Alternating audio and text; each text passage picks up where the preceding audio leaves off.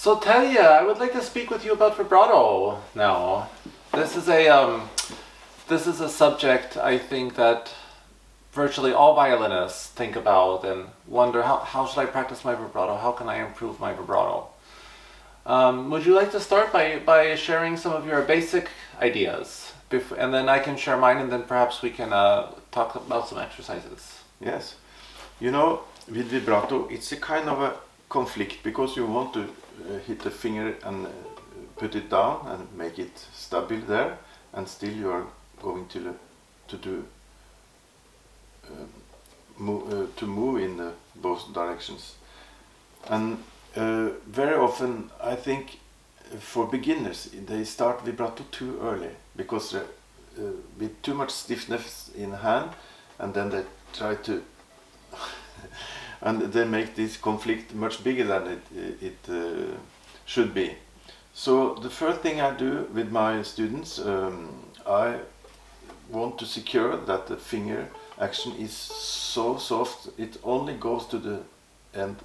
So after the string hits the tree, the fingerboard, you can't go any longer. And after this started the problem. So to keep the finger not hitting too hard, I think it's the most important starting. So to get this free feeling in hand, I have some special exercises. I put on one finger and then I let the other dance freely, because it's not a guarantee, even if you are free with this finger, it's very often too much stress in the other fingers, and you will be surprised sometimes. We test our own fingers, put one down and testing the others very often. Oh, why are they so stiff? So I do this free dance like this, and then I can try this slowly vibrato dance and shift finger like this. These two exercises, hitting a soft grip and then dancing with all the fingers that is not playing, is very good for the freedom of the hand. And you're? Yeah, I think it's the goal of every violinist to want to have as effortless vibrato as possible. So what I have students do is experiment and find what I call is their natural vibrato. I think everybody has, depending upon how their body is built, how their arm, how their finger, how their wrist works, that there's a certain speed where you have complete control over your vibrato, and where you have to use the minimum amount of effort. And for some people this will be a very fast vibrato, and for some people this can be extremely slow. And for this exercise, the speed doesn't matter. It just matters that you're able to do it as effortlessly as possible.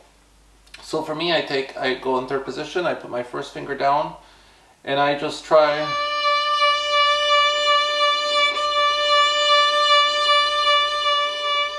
And I use this as my basic point to develop my vibrato from there. Of course, this is not anything that you should use in music, but this is a vibrato that I feel I could do all day and all night without much problem. That's a very good idea.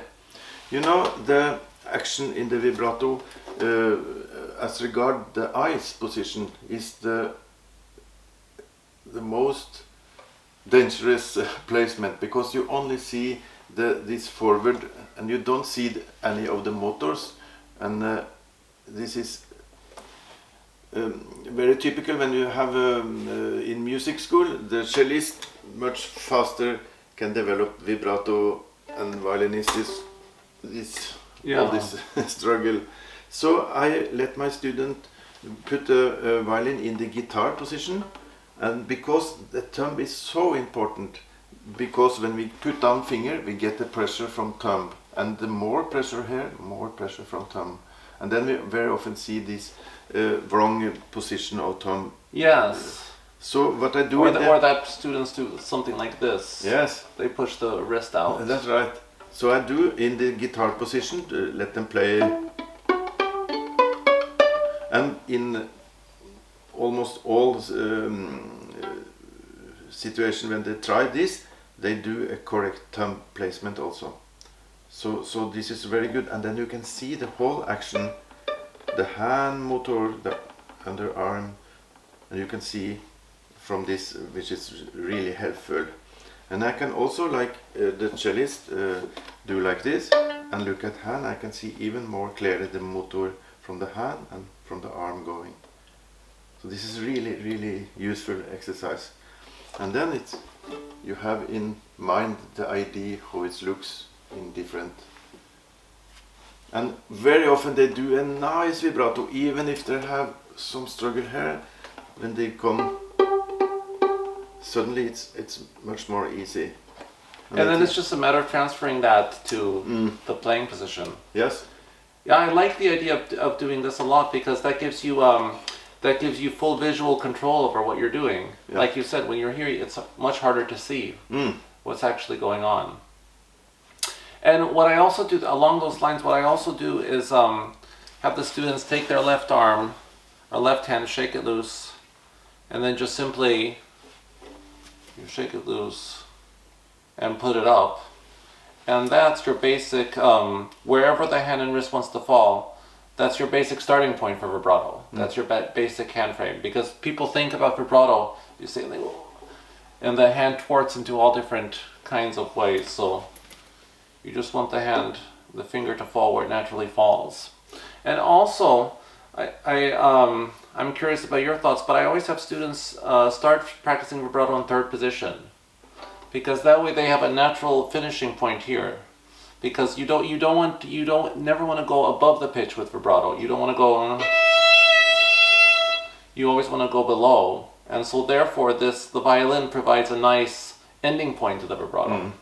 And back you can go as much as you want, but you can only go so much forward. That's right.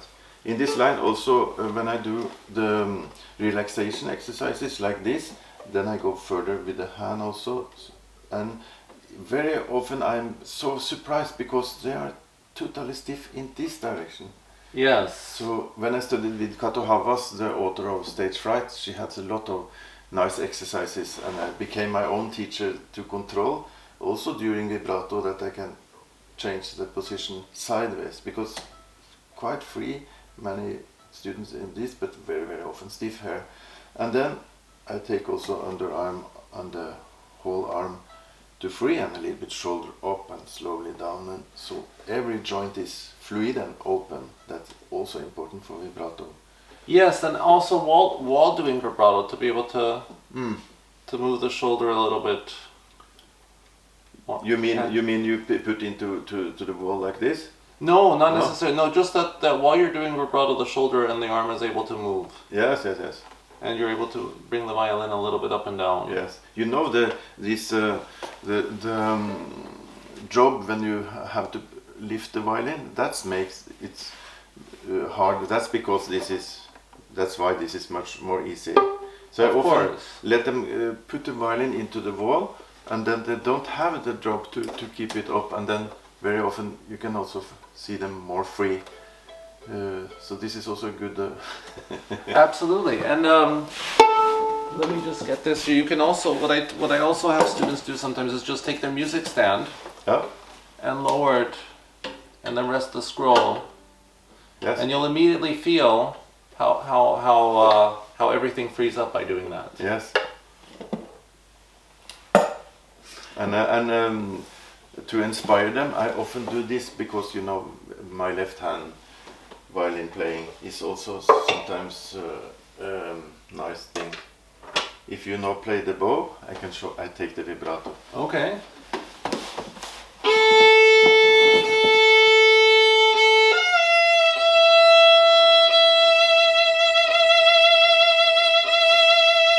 And D string, and a very nice pianissimo bow. Because this gives me the opportunity to play from this side. And sometimes they smile, and then they want to produce the same. So you're giving them a clear, oral inspiration. Yes, and very often these examples can be so effective. Like in Gothenburg, I had a master class, and it was small children playing for me. And one girl, she has this very, very stiff vibrato. And I said something nice, and I saw her smile, and she had the teeth was out, only two was left, because she was in this age 7 or I don't know. But then I said, do you have any teeth which is a bit little loose? Yes, this one. I think I will miss this. Can you show me? And then she did it, and very softly, because she didn't want to hurt. And then I took her immediately to the violin, and I had this nice vibrato. and sometimes it's very, very small details that really matters. Of course, it's a long process to have a nice vibrato, but very often also small things can be helpful. Yeah, absolutely. And I think just building on it and going one step further, the vibrato. So what I do once I have the student try the natural,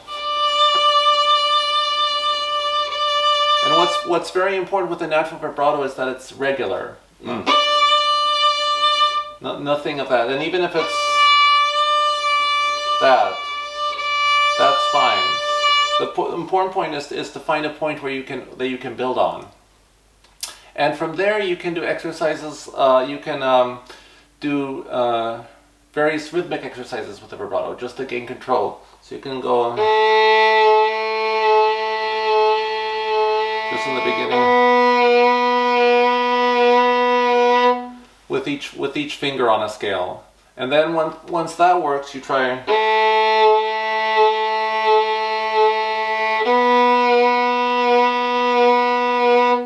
you can try a little bit more double dotted, and then you can also try 2. And the difficulty here is really not only to be able to go dam ba da ba dam, but then to really stop in between, because often I hear, and then the finger doesn't quite stop. Yes. So. And then, of course, what I often point out is that all joints have to be, as you said, relaxed. The arm, the wrist, and some people do, of course, more arm. Some people do more wrist, and I think it's good to develop both. But also, the joints in the fingers need to be relaxed. And of course, the vibrato ultimately will happen here, even though there are many things we can do by moving this. So we want to also make sure that this this joint is also relaxed while doing it. Yes. And you can even, for that, if the student is stiff here, you can practice